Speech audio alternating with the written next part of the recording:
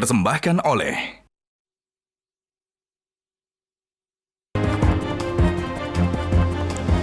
Pemirsa, di tengah kabar tak sedap tentang gaya komunikasi pemerintahannya yang dinilai buruk, Presiden Prabowo Subianto pun membuat gebrakan.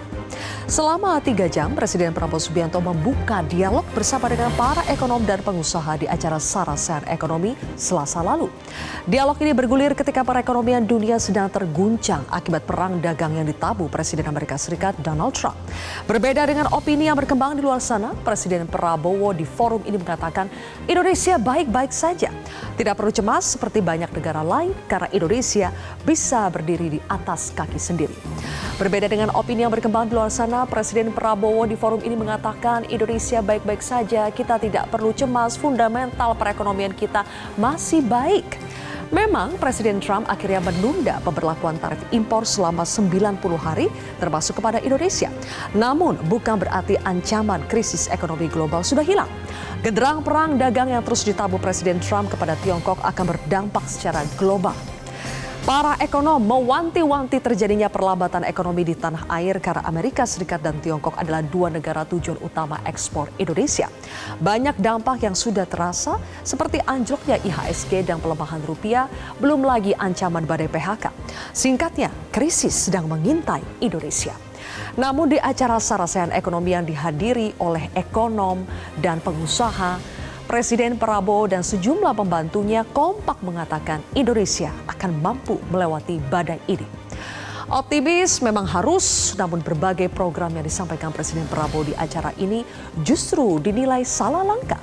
Seperti rencana membuka keran impor selebar-lebarnya yang menurut sejumlah pakar justru bisa jadi resep mempercepat menuju krisis di Indonesia. Sebesar apa ancaman kegelapan yang dihadapi Indonesia gara-gara gonjang-ganjing ekonomi global saat ini? Dan sudahkah pemerintah kita mengeluarkan jurus terbaik atau baru sebatas omon-omon saja? Inilah kontroversi selengkapnya. Indonesia katanya tidak gelap. Bersama saya Zilvia Iskandar. Ekonomi kita asasnya adalah kekeluargaan. Tidak boleh ada orang yang lapar di Republik yang merdeka 80 tahun. Tidak boleh ada orang yang tinggal di bawah kolong jembatan. Ini menusuk rasa keadilan. Tidak boleh ada orang yang tidak makan. Saya sudah mulai sadar bahwa komunikasi dari pemerintah yang saya pimpin memang agak kurang. Dan itu adalah tanggung jawab saya. Saya bilang saya nggak suka orang yang hanya omon-omon. Hanya omon-omon. Terus terang aja. Saya bertahun-tahun saya sudah ingatkan. Mari kita bangun ekonomi kita. Dengan sasaran berdiri di atas kaki kita sendiri. Di zaman sekarang, pemimpin harus terbuka untuk masukan. Kita tidak anti kritik. Saya juga heran. Ya, ada orang yang mengatakan Indonesia gelap. Ya, saya kalau dia memang merasa gelap ya itu hak dia. Tapi kalau saya bangun pagi saya lihat Indonesia cerah. Saya optimis. Saya bangga sekarang jadi Presiden Republik Indonesia. Kekayaan kita akan kita kuasai. Akan kita kelola untuk sebesar-besarnya kepentingan rakyat. Pemirsa, untuk membahasnya sudah hadir 6 narasumber di studio Metro TV. Di sebelah kanan saya adalah Hanif Dakiri, Wakil Ketua Komisi 11 DPR RI. Selamat malam, Mas Hanif. Selamat malam, Mbak Mas Zilvia. Hanif di malam, Komisi 11 fokus pada keuangan negara. Kemudian juga ada Mbak Irma Suryani, anggota Komisi 9 DPR RI, yang salah satunya membidangi ketenagakerjaan. Mbak Irma, selamat malam. Malam. Berikutnya juga ada Astrio Veligen, jubir Partai Gerindra. Mas Astrio, selamat malam. Selamat malam, Mbak Zilvia. Kemudian di sebelah kiri saya ada Mas Nailul Huda, ekonom dari Selios. Mas Nailul Huda, selamat malam. Kemudian juga ada Bang Said Iqbal, Presiden Konfederasi Serikat Pekerja Indonesia atau KSPI. Bang Iqbal, selamat malam. Assalamualaikum. Ini hadir 4 jam lebih ya di Sarasehan ya. Oke, kemudian juga ada Profesor Ferry Latuhihin, ekonom. Prof. Ferry, selamat malam. Prof. Ferry ini juga mantan anggota Dewan Pakar Ekonomi di TKN Prabowo Gibran dulu. Kita lihat coba sekarang bagaimana analisa dari Prof. Ferry. Tapi sebelum itu pemirsa, kami ingin menyampaikan bahwa kita hampir sepekan terus membahas soal penerapan tarif resiprokal yang dikenakan oleh pemerintah Amerika Serikat. Sejak Indonesia masuk dalam daftar negara yang terkena tarif resiprokal atau tarif timbal balik oleh Presiden Amerika Serikat Donald Trump, Indonesia langsung memutuskan untuk menempuh jalur negosiasi ketimbang retaliasi. Kalau retaliasi itu artinya membalas. Hasilnya Indonesia menjadi satu dari 75 negara yang ditunda kenaikan tarif resiprokalnya oleh Amerika. Dan penundaan ini akan berlaku hingga 90 hari atau 3 bulan ke depan. Nah, Indonesia sekarang sedang dalam proses untuk membujuk Amerika Serikat untuk menurunkan tarif resiprokal 32% yang dikenakan kepada Indonesia dengan berbagai penawaran. Kami merangkum beberapa di antaranya. Pertama, Indonesia akan meningkatkan volume impor produk dari Amerika seperti misalnya kacang kedelai, kemudian gandum, kapas, engineering product, LPG, dan LNG. Presiden Prabowo bahkan mengatakan jika yang diinginkan Trump adalah tidak ada lagi defisit neraca perdagangan yang dialami Amerika, maka istilah dari Presiden Prabowo, Indonesia akan tawarkan Pak Pok. Maksudnya itu ya udah setara. Kalau Indonesia surplus 17 miliar dolar Amerika, maka Indonesia akan impor lebih banyak dari Amerika supaya Amerika juga dapat tambahan 17 miliar dolar itu.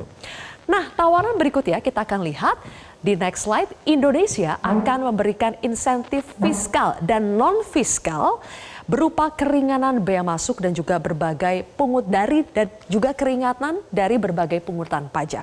Kemudian yang ketiga kita lihat Indonesia juga akan lebih fleksibel terhadap TKDN atau tingkat komponen dalam negeri. Nah, apabila tawaran ini nanti diterima oleh Amerika, maka barang di sektor ICT atau teknologi informasi dan informatika yang diekspor Amerika ke Indonesia akan diberikan kelonggaran TKDN yaitu di bawah 25%. Presiden mengatakan Indonesia harus realistis. TKDN yang dipaksakan membuat Indonesia kalah kompetitif. TKDN makanya akan dibuat lebih fleksibel dan diganti dengan insentif. Selain menawarkan 3 hal tadi, Presiden Prabowo juga mengatakan akan menghapus kuota impor. Masih banyak pertanyaan sebetulnya, ini kuota impor untuk komoditas apa yang dimaksud? Hintnya atau petunjuknya yang disampaikan oleh Presiden adalah komoditas yang menyangkut hajat hidup banyak orang. Kebijakan ini langsung menuai kontroversi karena selama ini kuota impor dibatasi demi menjaga industri dalam negeri. Dan terakhir, dalam acara Sarasehan Selasa lalu, Presiden Prabowo langsung menyetujui usul dari Konfederasi Serikat Pekerja Indonesia atau KSPI untuk membentuk Satgas PHK sebagai antisipasi dari dampak PHK. Saya akan langsung bertanya kepada Bang Said Iqbal di sini karena ikut menghadiri Sarasehan Ekonomi pada Selasa kemarin hampir 4 jam. Bang Iqbal, jadi ketika mendengarkan penjelasan Pak Prabowo dan juga para menterinya mengenai Indonesia saat ini, apa strategi Indonesia untuk menghadapi tantangan ekonomi global, merasa teryakinkan bahwa Indonesia tidak gelap, bahwa Indonesia itu cerah seperti kata Pak Presiden? Yang pertama tentu seorang pemimpin tertinggi dalam satu negara atau satu organisasi menumbuhkan optimisme. Semangat untuk tetap bertahan kalau perlu bangkit. Aura itu terasa sekali di ruangan itu oleh Pak Prabowo. Jadi kalau ditanya gelap atau cerah, tergantung sudut pandang. Oke. Anak muda tetap bilang gelap. Bang Iqbal boleh pakai mikrofonnya seperti ada gangguan di audio? Baik, saya ulangi. Jadi yang paling penting dalam kepemimpinan bagi kami orang-orang kelas bawah, khususnya buruh, adalah tentang menumbuhkan optimisme, semangat untuk tetap bertahan dalam kesulitan. Tentu optimisme itu harus diiringi dengan tindakan yang kita lihat apa jejak rekam tindakan yang akan diambil kebijakan. Nah, bagi kami sudut pandang gelap atau cerah, Pak Prabowo mengatakan cerah, teman-teman mahasiswa dan anak muda menyatakan gelap, itu sudut pandang yang harus diberi ruang yang sama. Teman-teman buruh? Teman-teman buruh antara gelap dan terang. Apa itu? Mendung. Mendung tapi tidak kelabu. Jadi bagi buruh yang terasa sekali itu adalah seperti kami sampaikan kepada Bapak Prabowo adalah dampak PHK. Oke. Secara makro Bu Sri Mulyani misalnya menjelaskan fundamental ekonomi baik, it's okay. Beliau memahami itu, APBN juga katanya siap bertahan. Nanti Pak Ferry bisa menganalisa lebih lanjut. Kemudian dari Pak Menko Perekonomian, fundamental ekonomi kita baik. Tapi secara mikro itu di tingkat perusahaan. Mikro itu kan tentang penawaran permintaan. Ada permintaan barang, maka ditawarkan. Kalau nggak ada yang minta barang, ya produksi stop, berarti PHK. Nah, karena itu kita coba gali, karena itu masih lebaran waktu itu ya. Dari teman-teman serikat pekerja di tingkat perusahaan melaporkan, Bang, kami sudah diajak berunding oleh pimpinan perusahaan yang menyatakan dampak daripada tarif Trump akan menghantam industri yang mereka jalani, terutama tekstil, garmen, sepatu, elektronik yang 100% ke Amerika ekspor, kemudian suku cadang, otomotif, karet, sawit, dan beberapa pertambangan dan beberapa sektor lain. Oke. Nah kalau udah diajak berunding itu tanda-tanda pasti akan ada PHK. Nah kami sampaikan, kami kalkulasi, Baik. Pak Presiden kalkulasi kami dalam 3 bulan ke depan, boleh jadi salah. Tapi kami harus sampaikan, bukan hanya semua yang enak-enak atau ABS saja, asal Bapak senang. 50.000 buruh terancam PHK. Sudah ada kalkulasi itu. Boleh nanti Sudah dijelaskan dari mana datangnya bisa Ya. sampai 50.000 itu. Ya. Tapi saya geser dulu ke Mbak Irma. Mbak Irma, lagi-lagi Indonesia cerah tidak gelap itu fakta atau retorika? Retorika. Kenapa? Kalau menurut saya hari ini di dapil saya contohnya ya, itu petani-petani menyatakan sangat gembira karena hasil penjualan gabah mereka naik, kemudian pupuk juga sekarang sudah langsung. Dan mereka menerima harga pupuk itu sama dengan harga yang sudah disampaikan pemerintah. Itu pertama. Nah yang kedua, tadi Said Iqbal mengatakan bahwa ada yang gelap, ada yang terang, gitu kan. Nah kalau ada owner perusahaan itu memanggil mereka, sebenarnya jalan keluarnya gampang kok. Mereka harus ada negosiasi. Nah itu di situ fungsinya Menteri Tenaga Kerja. Saya pernah mengalami itu ketika ada demo karena si perusahaan tidak bisa membayar UMR, itu akhirnya saya dudukkan dua-duanya. Ini sekarang produksi menurun, ya lebih dari 50%. Kami nggak bisa bayar UMR. Kalau kalian minta bayar UMR, ini kami tutup. Nah sekarang gimana caranya agar perusahaan ini tidak tutup? Kalian masih tetap bekerja. Gitu kan, ini kan sama aja dengan kenaikan yang ancaman dari Trump tadi, kan seperti itu. Sebenarnya kalau ada keberpihakan dari Menteri Tenaga Kerja mau turun gitu ya, mau melakukan pendampingan, nah Said Iqbal juga harus melakukan itu sama anak buahnya. Saya rasa nggak ada masalah, mereka pasti akan yakin mereka mau. Kan kenaikan tarif Trump itu kan bisa kalkulasi berapa sih naiknya kan gitu. Kemudian kalau ingin nggak tutup, kami turunkan gajinya sedikit, mau nggak gitu, agar tercapai itu antara produksi dengan gaji yang mereka terima. Saya yakin mereka mau kalau kita bisa meyakinkan mereka bahwa ini situasi ini bukan hanya di Indonesia terjadi, di seluruh dunia. Bahkan Menhan di Kementerian Pertahanan Amerika itu 80.000 loh yang dipecat-pecatin. Oke. Artinya pemerintah harus hadir. Sahabat saya Said Iqbal ini juga harus menyampaikan kepada anak buahnya bahwa ini harus kita duduk bersama gitu ya, untuk kepentingan bersama agar PHK massal itu bisa dihindari. Tapi yang jelas ancaman itu ada ya, Mbak Irma ya? Oke. Yakin ada. Saya ingin pindah ke Prof Ferry. Prof Ferry, kita belum mendapatkan jawaban yang firm ya, masih di tengah-tengah nih antara gelap dengan cerah. Tapi kalau Prof Ferry pendapatnya bagaimana dengan berbagai indikator? Di satu sisi dari pemerintah kita mengatakan semua indikator, ada beberapa indikator perekonomian kita, fundamental perekonomian kita itu yang bagus. Ketua LPS juga sudah membenarkan itu dari survei LEI, Leading Economic Index pada bulan Maret 2025 itu juga di atas 150 poin, yang artinya fundamental ekonomi kita itu bagus. Tapi apakah Prof Ferry juga melihat fakta di lapangan seperti itu, fundamental ekonomi kita masih bagus meskipun ada kebijakan tarif Trump itu? Gini, sebagai ekonom saya cuma melihat numbers yang saya percaya ya. Pertama adalah kalau kita lihat kemarin bagaimana pendapatan pajak kita, terlepas dari konteks ya, pendapatan pajak dan non pajak kita kalau nggak salah drop 16,76% di kuartal pertama dibandingkan kuartal pertama. Oke, silakan Prof. Ferry. Oke. Yang kedua, kita lihat yang kasat mata. Yang kasat mata itu bagaimana pemudik kemarin turun sangat drastis ya. 50 juta orang kalau nggak salah ya, dalam percentage 24%. Yang ketiga, data yang juga tidak bisa dibohongi adalah turunnya middle income class kita jumlahnya dari 57 juta sekian sampai 47 juta sekian selama 5 tahun terakhir. Itu sebelum ada kebijakan Trump Sebelum bahkan. ada kebijakan Trump. Yang keempat, kita lihat bagaimana saving dari masyarakat kita turun dari 3 juta rupiah menjadi 1,3 juta rupiah. Dan ini indikator-indikator ekonomi yang seharusnya dari situ kita bisa imply bahwa ekonomi kita tidak baik-baik saja terlepas dari Trump, ya kan ya. Nah, masalahnya kembali lagi, kalau tahu orang-orang turun ke jalan, mahasiswa bilang Indonesia gelap atau kabur aja dulu. Satu, Mbak, yang ditakutkan adalah hope, ya. Kita akan stres ketika kita lihat hope itu semakin menipis, ya, bahwa kita on the way down, ya kan. No matter berapa tinggi kita berada. Misalkan Mbak seorang konglomerat, oke, fine, ya kan, orang lihat dari luar, tajir melintir, nggak ada problem. Tapi Mbak pasti stres kalau lihat bisnis Mbak going down, ya nggak?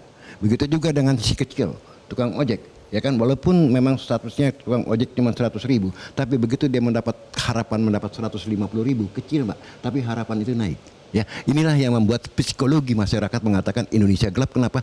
Karena on the way down ekonomi kita, dan itu tidak bisa dihindari berdasarkan data-data yang ada. Tadi simpel aja, kita paling kasat mata lah kemarin, bagaimana pemudik begitu drop ya. Padahal yang namanya mudik itu, lebaran itu dibela-belain loh bos, karena itu tradisi yang udah ratusan tahun ya, bahwa pada saat lebaran mereka harus pulang, ya kan? Oke. Dan jumlahnya juga pun sangat fantastis in term of percentage, itu lebih dari 24% loh. Oke. Ya. Jadi Prof. Ferry melihat ada indikator lain yang bisa membantah apa yang disampaikan oleh pemerintah. Bukan, saya tidak mau bilang juga Indonesia ini gelap gitu Ya. loh ya, enggak. Tapi at least kita not on the way up, ya kan. Dan saya yakin bahkan OCBC sudah mendowngrade pertumbuhan ekonomi kita dari 5,2% ke 4,9%, dan Baik. setelah kasus Trump 4,7%. Oke. Sedangkan estimasi saya sendiri 4,5% loh. Oke. Ya, Oke. jauh dari So we are 5%. going down. We are going down. Bagaimana tanggapan dari Mas Astrio? We are going down, tidak seperti apa yang disampaikan oleh Presiden dan para menterinya di Sarasehan kemarin. Nanti kita akan bahas selesai jeda, pemirsa, tetaplah di Kontroversi.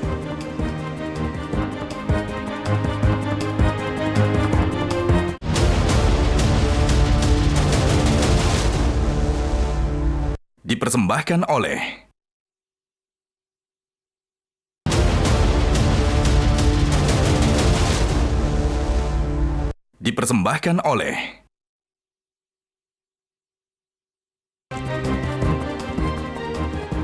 Baik, kembali lagi di Kontroversi, pemirsa. Jadi Mas Astrio, kata Prof. Ferry, we are going down. Jadi Mbak Zilvia, saya ada poin yang saya sepakat dengan Pak Ferry, ada poin yang tidak saya sepakat. Yang saya sepakat dari beliau adalah tentu saja dalam menilai apakah Indonesia ini sekarang gelap atau tidak gelap, itu kita harus menggunakan data-data yang objektif. Poin itu saya setuju.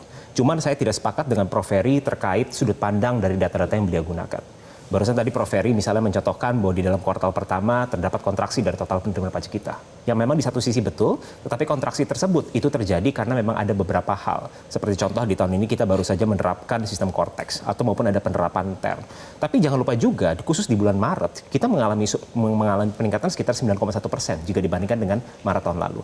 Nah, poin-poin ini yang seharusnya dapat dilihat secara makro dan lebih secara keseluruhan, itu yang pertama. Kedua adalah kalau kita melihat tren pertumbuhan di konsumsi dalam negeri, Indonesia berada di level pertumbuhan ini masih mencatatkan angka positif di angka sekitar 4-5%, yang merupakan angka yang sangat baik. Ketiga adalah kalau kita melihat angka makro kembali, unemployment masih berada di bawah 5%. Tapi tentu saja betul Mbak Zilvia, seperti yang disampaikan oleh Presiden Prabowo, kami sepakat bahwa bukan berarti Indonesia ini tidak memiliki tantangan. Tantangan terutama dalam hal ini adalah untuk meningkatkan daya beli terutama di kelas menengah, itu memang ada dan inilah justru yang sedang dilakukan oleh pemerintah. Dalam hal ini untuk meningkatkan daya beli masyarakat dan menopang kelas menengah kita. Sebagai contoh, kenapa Partai Gerindra sepakat dengan pernyataan Presiden Prabowo bahwa Indonesia itu masa depannya cerah? Karena program-program yang telah diinisiasi oleh pemerintah merupakan program-program yang memang dibentuk untuk menopang daya beli kelas menengah. Yang mana? Sebagai contoh, salah satunya adalah makan bergizi gratis.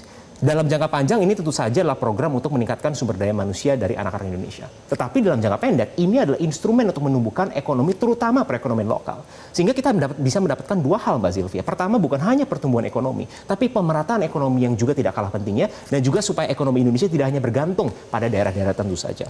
Lalu banyak sekali program-program seperti cek kesehatan gratis, seperti penyerapan gabah di harga 6.500 dan juga pupuk yang direct langsung disampaikan ke petani, maupun insentif seperti FLPP supaya masyarakat berpenghasilan rendah bisa memiliki rumah. Lalu pemerintah juga akan menyediakan instrumen renovasi sekolah, membangun sekolah-sekolah rakyat untuk masyarakat yang tidak mampu, maupun membangun sekolah-sekolah unggulan.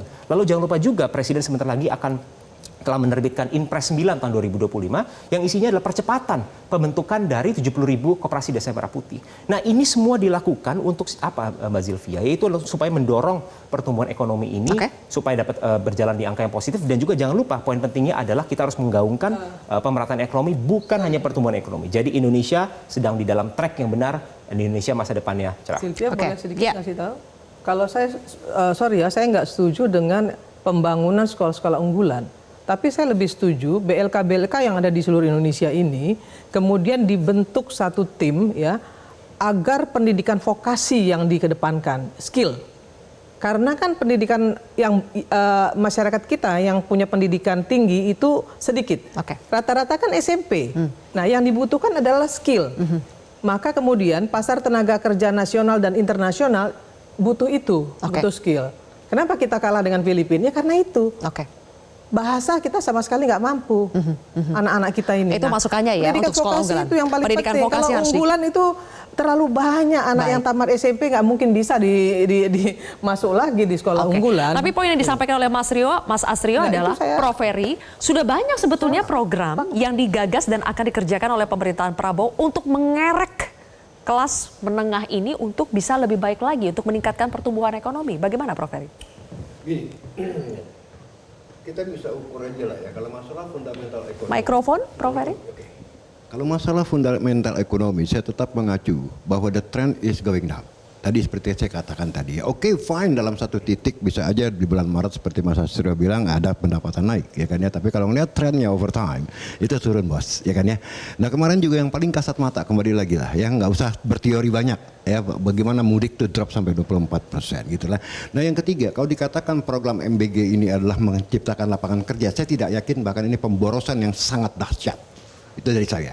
Sebab program MBG ini kalau memang mau tepat sasaran cukup dengan 5-10 T dengan sistem kupon. Saya sudah usulkan ya. Tidak semua 82 juta manusia dikatakan kurang gizi. Sebab berdasarkan data statistik cuma 7,1% orang-orang yang benar-benar membutuhkan gizi ya kan, dan itu jumlahnya cuma 20 juta dan tidak semua anak sekolah.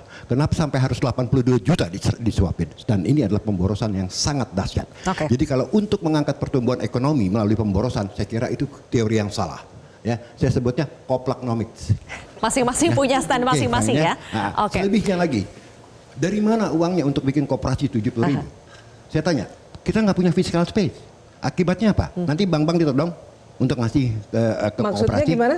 Ya kan? Koperasi, 70.000 koperasi. Bukan koperasi, Anda salah. BLK, Balai Latihan Kerja yang sudah ada di kementerian. Beda lagi, beda program. Beda. Saya masih ngomongin koperasi merah putih, Bang. Ya kan ya. Nah, ini saya pertanyakan. Saya nggak ini. Tidak against poinnya Mbak Irma. Menyambut Mbak punya ya.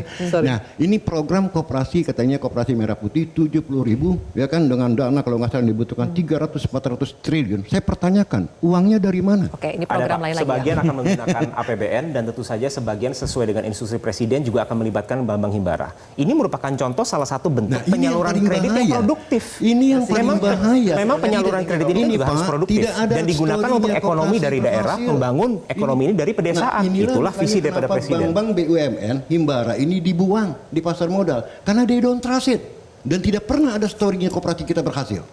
Kalau pasar modal itu hal yang berbeda ya Pak Ferry. Dan saya yakin Pak Ferry sebagai praktisi ekonom pasti Pak Ferry mengerti dengan baik. Kalau kita berbicara fundamental daripada bank-bank BUMN kita semuanya berada di level yang baik.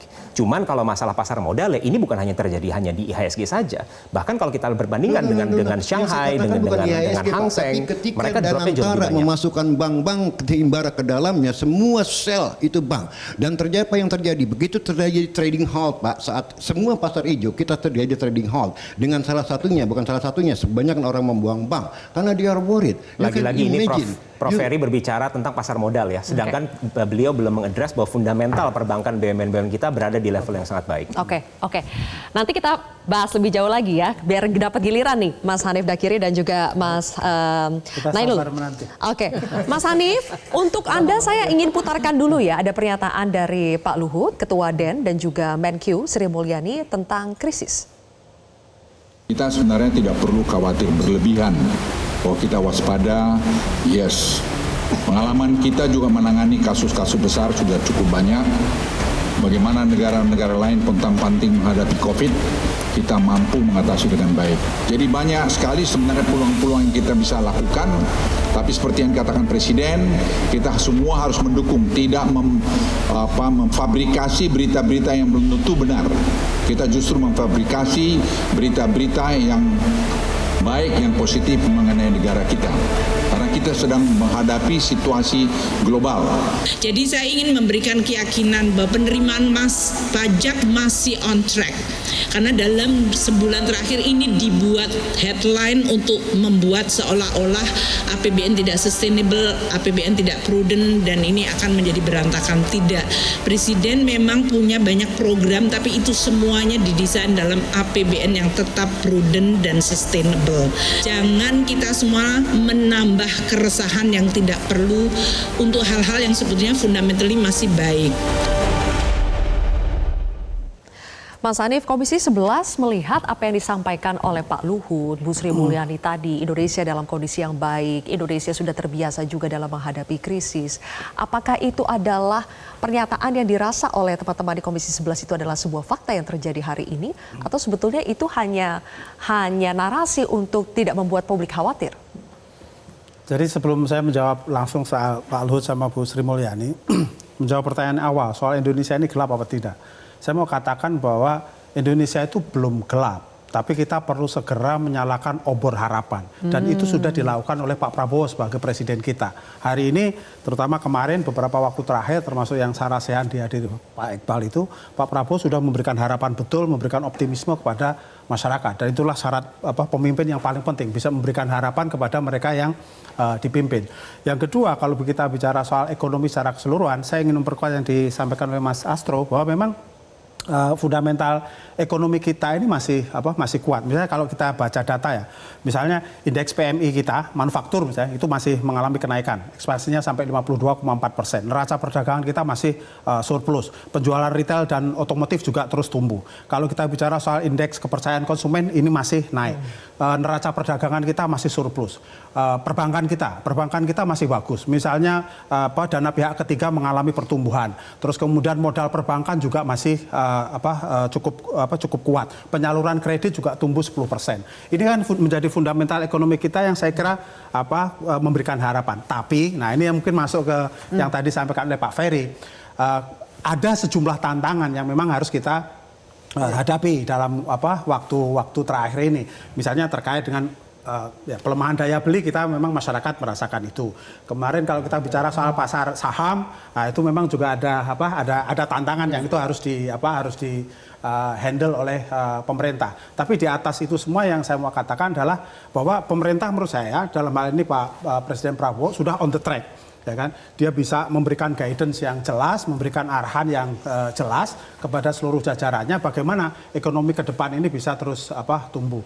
Kalau Pak Ferry katakan misalnya going down, mungkin beberapa waktu kemarin ya kita sempat mengalami going down itu. Nah, tetapi saya mau bilang sekarang ini justru bottoming out gitu. Jadi ibarat grafik itu kita kemarin sempat turun gitu set. Nah, tapi sekarang sudah mulai bottoming out. Naik dan trennya menurut saya ini cukup bagus, termasuk penerimaan pajak kan juga sudah mulai sudah mulai bagus lah, mungkin Oke. perbaikan di sistem korteknya dan lain sebagainya. Jadi secara umum saya kira harus tetap positif untuk melihat Republik ini. Dengan berbagai fundamental ekonomi yang tadi disampaikan oleh Mas Hanif Dakiri, kemudian juga Mas Astrio, apakah betul menurut Selyus bahwa saat ini Indonesia belum gelap, Indonesia on the track, dan kita ini patut untuk optimis sebetulnya?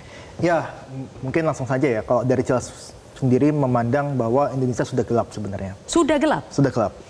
Bentar dulu. Beda-beda nih ya? Ya, kalau tadi Prof. Ering memang mengatakan sudah gelap tapi kurang lugas gitu kan. Nah, ini saya katakan bahwa kita sudah gelap, yang dimana kalau kita lihat IKK, Pak Hanif, memang kalau dilihat dari angka masih di atas 100. Tapi kalau kita lihat trennya itu menurun. Itu dari Desember ke Januari itu menurun, di mana di tahun-tahun sebelumnya itu mengalami kenaikan. Karena apa? Karena setiap tahun itu pasti ada kenaikan gaji. Kalau ini ada kenaikan gaji, tapi turun IKK-nya. Artinya adalah masyarakat tidak yakin akan konsumsi mereka. Itu yang pertama. Ini sebuah anomali ya? Anomali. Oke. Yang kedua adalah dari sisi kita menghitung untuk tren konsumsi rumah tangga dan pertumbuhan ekonomi di Ramadan Lebaran. Trennya menurun. Tren ketika ada kuartal di itu ada Ramadan dan Lebaran, itu trennya menurun. Sekarang hanya sekitar 4,9%. Masih tumbuh di 4%, tapi itu menurun trennya. Dan ini ditopang dengan tahun 2024 kita mengalami deflasi secara berturut-turut 5 deflasi 5 bulan berturut-turut. Nah, ini menandakan konsumsi masyarakat kita tertahan dan sebagainya. Dan jangan lupa, pendapatan disposable masyarakat itu juga menurun. Dulu kita pendapatan disposable masyarakat itu adalah pendapatan yang bisa dibelanjakan. Itu sekitar 80%, 85%. Sekarang tinggal 75%. Artinya ini ada yang salah dengan fundamental konsumsi domestik kita. Padahal kalau kita merujuk kepada data semua kita pasti tahu lah, konsumsi rumah tangga 50% penyumbang terhadap PDB kita. Nah, ini yang berbahaya. Karena kalau kita ditengok di tahun kemarin sudah berapa Bang Iqbal? 80 ribu ya?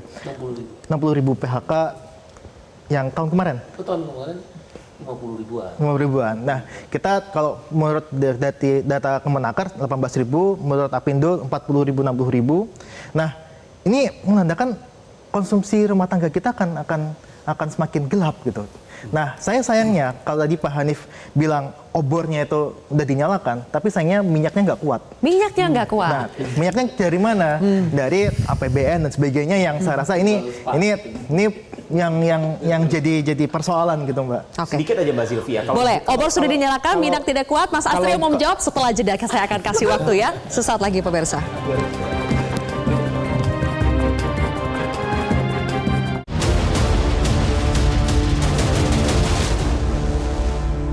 Dipersembahkan oleh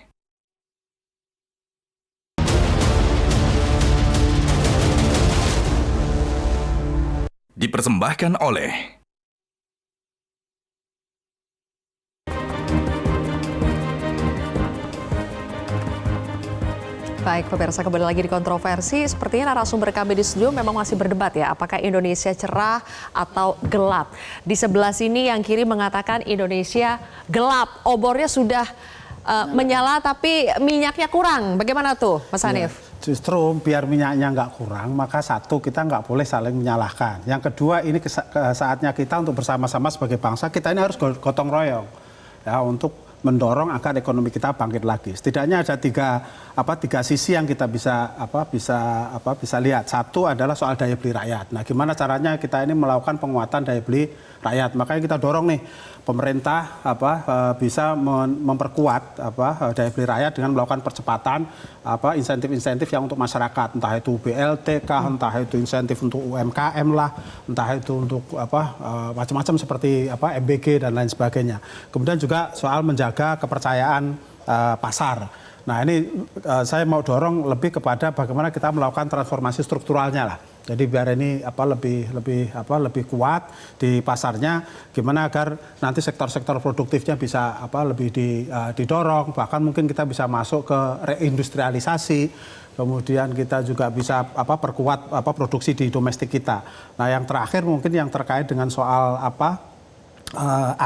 akses pembiayaan di masyarakat yang ini juga nanti akan membantu memperkuat pergerakan ekonomi kita. Jadi poinnya adalah ya sebenarnya minyaknya bahan bakunya kita juga ada gitu. Hanya ini perlu kita konsolidasikan bersama dan oleh karenanya kita juga dorong Kementerian Keuangan juga untuk memberikan penjelasan kepada publik mengenai roadmap fiskalnya itu lebih clear gitu loh. Nah sehingga publik itu yakin karena sebenarnya kan apa yang dilakukan oleh Bu Sri Mulyani dan teman-teman di Kementerian Keuangan itu kan cukup jelas. Nah cuman mungkin ini butuh komunikasi politik yang lebih baik sehingga masyarakat tahu betul oh ya ini secara fiskal ini aman, ini misalnya kalau dari sisi investasinya juga tumbuh, dari sisi perbankannya kuat dan lain sebagainya. Lagi-lagi butuh komunikasi publik yang lebih baik supaya tidak saling menyalahkan nih Mas Helios.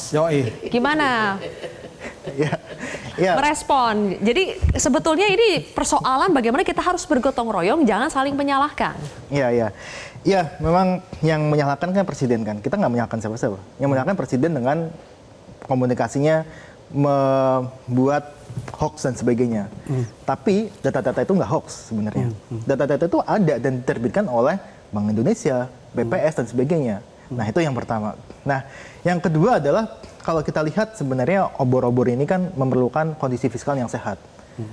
Tengok kalau kita lihat dari sisi penerimaan negara tadi Pak Ferry sudah menjelaskan panjang lebar mengenai ya shortfall di 2 bulan awal kita. Meskipun Maret sudah membaik karena memang di Maret ini kan ada SPT yang memang dia kalau siklus tahunannya pasti akan meningkat. Dan itu pasti akan meningkat. Nggak mungkin kalau Maret itu dia turun gitu. Nah yang kedua adalah kita melihat dari fiscal space. Ini sangat-sangat sempit kalau kita dengar ada beberapa program yang ingin dipaksakan. MBG sudah dipaksakan dan saya kira seperti ini logikanya MBG itu adalah memang ada terjadi permintaan besar-besaran untuk program MBG tapi jangan lupa ada shifting juga di situ dari mana dari permintaan pasar ini kan ada permintaan dari pemerintah ada permintaan dari pasar permintaan pemerintah itu menggeser dari permintaan dari pasar makanya ini yang bisa saya bilang tidak akan selalu positif tinggi. Kita menghitung dampak dari MBG itu cuma 0,06%. Itu sangat rendah sekali. Dan kalau kita lihat dari sisi itu saja obornya minyaknya kurang. Terus kemudian dari kursi merah putih tadi akan dipaksakan untuk dari perbankan. Perbankan kita akan bonyok kalau gitu. Ini yang koperasi merah putih ya? Koperasi merah putih. 75.000. Mas Astrio pasti punya jawabannya untuk membantah itu? Ya, ada beberapa poin yang tadi disampaikan oleh Mas Nailul yang harus kita cermati berdasarkan data-data yang ada. Pertama ketika Mas Nailul mengatakan bahwa sedang ada penurunan daya beli atau konsumsi rumah tangga daripada masyarakat Indonesia. Beliau sendiri menyatakan bahwa trennya masih pertumbuhan positif di angka kurang lebih 5%. Dan Partai Gerindra semakin meyakini bahwa tren konsumsi dalam negeri ini akan semakin meningkat. Kenapa? Karena balik lagi oli tersebut untuk melumasi peningkatan daya beli daripada masyarakat, terutama konsumsi dalam negeri itu sudah dilakukan. Kalau kita lihat beberapa program-program yang sedang diusung oleh pemerintah, seperti makan bersih gratis, seperti koperasi merah putih, maupun pembentukan Danantara, semuanya diciptakan untuk menciptakan satu adalah demand-demand di tingkat lokal. Yang kedua yang tidak kalah penting adalah penciptaan lapangan pekerjaan berkualitas. Jadi di sini pemerintah berfokus bukan hanya untuk menciptakan lapangan pekerjaan baru yang bisa meningkatkan daya beli, tapi menciptakan lapangan pekerjaan berkualitas yang berorientasi high paying jobs. Yang kedua adalah kalau kita berbicara rendahnya tingkat inflasi di kuartal pertama di tahun 2025, perlu kita sadari bahwa rendahnya tingkat inflasi justru merupakan bentuk keberhasilan daripada pemerintah dalam mengendalikan harga. Kenapa? Sebagian kontribusinya itu lahir daripada administrative pricing, seperti contoh diskon 50% dari tarif listrik di bulan Januari dan Februari yang sempat kita rasakan. Yang kedua adalah karena memang dari sisi supply, pemerintah berhasil menjaga supply ini tetap terjaga. Jadi kalau inflasi itu biasanya adalah karena demand-nya terlalu tinggi, supply-nya nggak ada, kali ini demand-nya tetap tinggi, tetapi supply-nya juga bisa dijaga sehingga inflasinya bisa terkontrol. Terakhir adalah kita harus menyadari juga bahwa kalau berbicara angka PHK, katakanlah di tahun 2024, ya kita akuin ada PHK. Mungkin angkanya bervariasi, ada yang mengatakan sekitar 40 sampai 50 ribu. Tetapi kita juga harus fair. Berapa jumlah pekerjaan yang telah berhasil diciptakan selama tahun 2024? Di sini ada Pak Hanif, beliau juga waktu itu mantan Menteri Tenaga Kerja. Beliau mungkin merasakan kalau sedang ada tren PHK itu cenderung memang disoroti oleh media. Tetapi ketika ada gelombang penyerapan tenaga kerja baru seperti di tahun 2024, penyerapan tenaga kerja di sektor manufakturing itu tembus di angka 1 juta, mungkin pemberitaannya kurang, Mbak Zilvia. Jadi yang kita katakan adalah bahwa tantangan ada, tetapi secara tren makro ini angka-angka tersebut semuanya berbicara bahwa kita sedang on the right track dan Indonesia sedang bertumbuh dengan baik. Satu. TPT di September tahun 2024 naik dari Februari tahun 2024. Yang salah. TPT, tingkat pengangguran terbuka. Datanya. Oke, kami akan tampilkan data yang tersaji saat ini ya, data dari Kemnaker soal jumlah PHK dari Januari sampai Februari 2025. Boleh tolong ditampilkan teman-teman. Yang intinya menurut Kemnaker itu sampai Februari 2025 totalnya sudah 18.610. Apindo punya data lebih dari ini 40 ribuan. KSPI juga katanya menghitung sudah lebih juga dari ini. Pertanyaan saya ke Mbak Irma terlebih dahulu. Mbak Irma, kita pakai data Kemnaker lah ya, data resminya. Apa yang salah ketika baru sampai Februari 2025 itu sudah 18.610 karyawan kita, orang-orang yang di PHK? Sebenarnya di bulan September, Agustus September itu Ibu Menteri Tenaga Kerja Ida Fauzia menyampaikan kepada Komisi 9 dalam RDP itu ada 190 lapangan pekerjaan di seluruh Indonesia. 190 ribu. Yang sudah terserap sekitar 90 ribu. Artinya kan masih ada 80 ribuan. Itu Ibu Ida Fauzia menyampaikan itu di RDP di Komisi 9. Dan ketika saya tanyakan di mana lapangan pekerjaan itu tersebar ke seluruh Indonesia. Hanya saja memang komunikasi publik, lagi-lagi komunikasi publik dan sosialisasi dari pemerintah, CQ Menteri Tenaga Kerja itu nggak bagus. Sehingga masyarakat di daerah, mohon maaf ketika saya melakukan sosialisasi misalnya, itu masyarakat yang mau mencari pekerjaan gitu nggak tahu di mana dia bisa melamar pekerjaan. Gitu. Nah yang begini-begini kan harusnya disosialisasikan. Nah ini yang terjadi gitu. Banyak pekerjaan yang masih bisa diambil oleh masyarakat, tetapi informasinya nggak jelas gitu. Mbak Irma dikit ya. Jadi memang problem pengangguran kan bukan semata bahwa kemudian lapangan pekerjaan seolah menyempit terus. Kan bukan semata itu. Tapi ada di kita ini juga problem mismatch. Ada problem skill kita. Betul. Sehingga ke depan pemerintah itu kita dorong juga agar pelatihan dan pendidikan vokasi termasuk soal BLK yang tadi disampaikan oleh Bu Irma itu digenjot ini. Ini sebagai bagian dari transformasi struktural ekonomi kita gitu. Jadi memperkuat pelatihan dan pendidikan vokasi terutama untuk upskilling maupun reskilling, sehingga dengan begitu maka kesempatan kerja yang muncul bisa diisi oleh tenaga kerja kita. Harus jeda 10 detik. Sekarang kita menghadapi berbagai tantangan ya. Ada tarif kebijakan resiprokal, makanya ada hitung-hitungan bisa 60.000 dalam 3 bulan ke depan ya.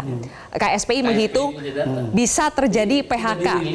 Ya kan kalau kita tidak benar menghadapi tarif itu. Nah, bagaimana cara yang tepat supaya ada kebijakan tarif Trump itu, bagaimana kita mengantisipasi supaya tidak lebih banyak yang di PHK? Mas Asrio nanti juga boleh menambahkan, tapi kita jeda lagi pemirsa, usai yang satu ini.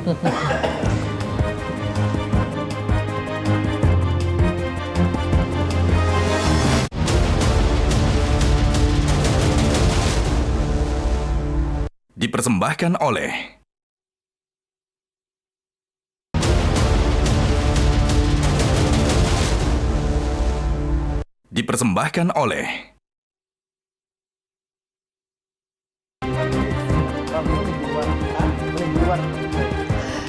Sampai 3 bulan ke depan dalam hitungan KSPI akan ada lebih dari 50.000 orang akan ter-PHK karena efek tarif impor AS. Kenapa bisa sampai begitu banyak, Bang Iqbal? Pertama, kenapa beda antara Kemenaker dan Serikat Buruh itu dari 8 tahun yang lalu. Berulang-ulang saya sudah ingatkan sama Kemenaker.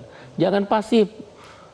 Kalau Pak Hanif masih mending lah agak aktif ya. Tapi setelah itu pasif menunggu dari Disnaker. Disnaker menunggu dari pimpinan perusahaan. Terkadang perusahaan nggak melaporkan sepenuhnya. Misal 10.000 di PHK dia laporin 5.000 karena dia takut diperiksa pajaknya, dia takut diperiksa limbah B3-nya. Kemudian ada juga yang tidak ada serikat buruhnya nggak mau ngelapor. Nah, makin kecil PHK seolah-olah, saya tidak menyatakan demikian ya, seolah-olah Kementerian Tenaga Kerja berhasil menjalankan fungsi dan tugas. Padahal makin data itu tidak mendekati kebenaran, makin gagal karena presiden pasti akan salah dalam mengambil keputusan. Itu kenapa saya kemarin berani menyatakan mewakili kawan-kawan buruh 3 bulan ke depan pasca tarif Trump itu 50.000. Kami mendapat laporan, kemudian saya suruh hitung 50%. Berapa kira-kira Anda akan dipotong? Kata pengusaha berapa?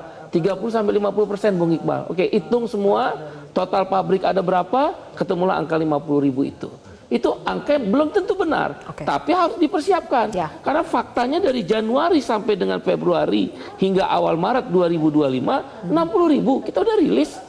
Yang nggak usah jauh-jauh, Aditex lah, yang ada di Tangerang, Jabatex, kemudian Sanken, kemudian ada Yamaha, itu kan fakta semua. Masa kita nggak bisa lihat? Yang paling gampang lihat sosial media lah.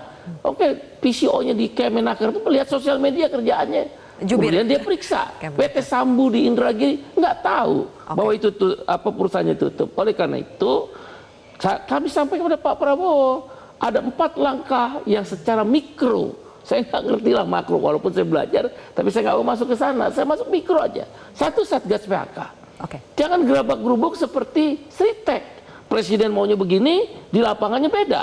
Menterinya nggak, karena baru mungkin ya, nggak bisa berbuat apa-apa. Saya bilang THR nggak dibayar, pesangon nggak dibayar, bener. Habis itu cuma minta maaf. Nah, ke depan PHK itu akan menjadi gelombang protes. Lihat aja Amerika.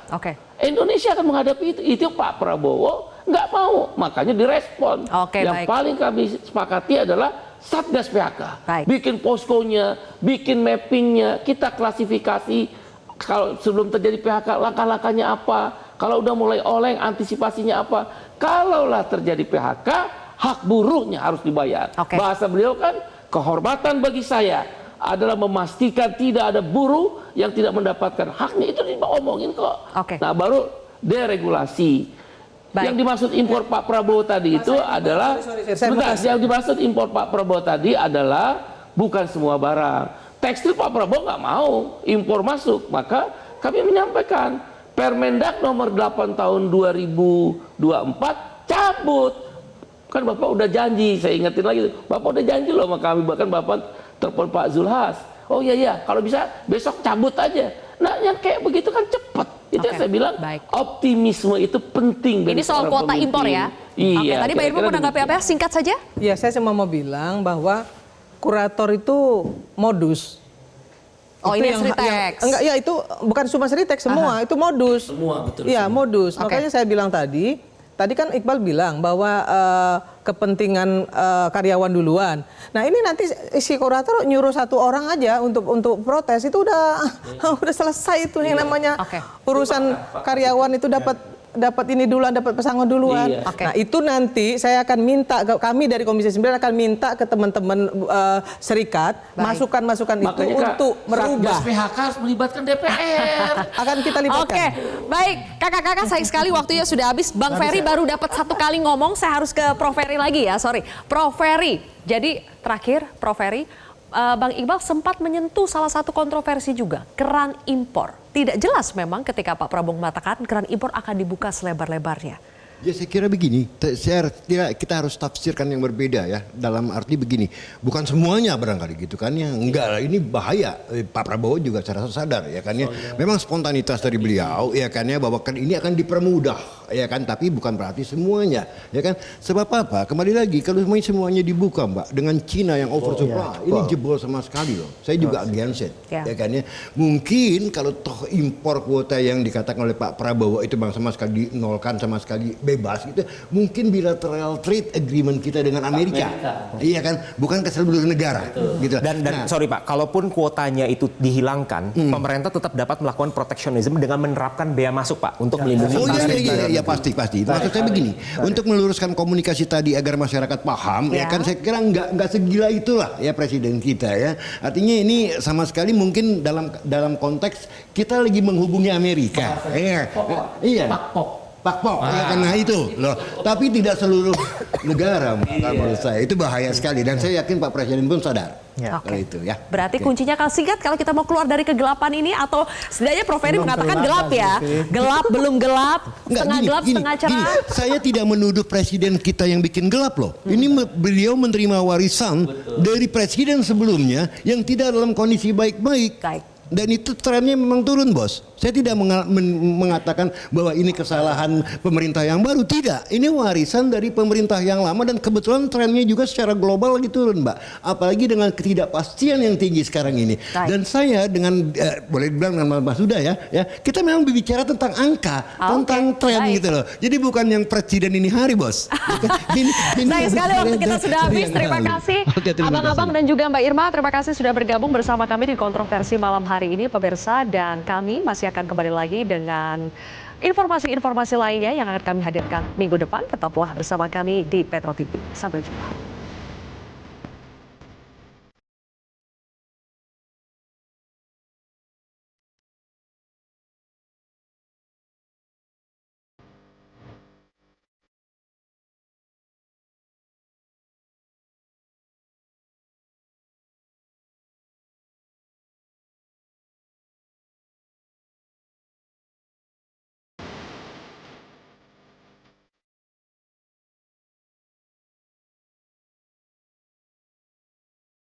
Metro TV